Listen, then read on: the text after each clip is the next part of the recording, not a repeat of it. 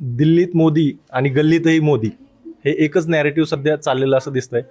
मुंबईत जल्लोष साजरा करताना फडणवीसही म्हणाले की मोदींमुळेच हा विजय झालाय. मोदींचा जो विकासाचा अजेंडा आहे तोच महापालिकांमध्ये दिसून आला आणि मोदी हा फॅक्टर बऱ्यापैकी महापालिकांमध्ये दिसून आला. म्हणूनच भाजपचा एक हाती बहुतेक महापालिकांमध्ये भाजपचा एक हाती विजय मिळवलेला आहे. भाजपच्या या लाटेमध्ये बहुतेक अनेक पक्ष म्हणजे शरद पवार, मनसे या पक्षांना माझ्याकडे आकडेवारी आहे ती तुम्हाला सांगतो.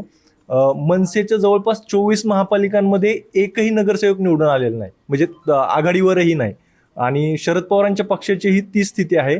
शरद पवारांच्या पक्षाच्या 21 महापालिकांमध्ये एकही नगरसेवक उमेदवार आघाडीवरती नाही.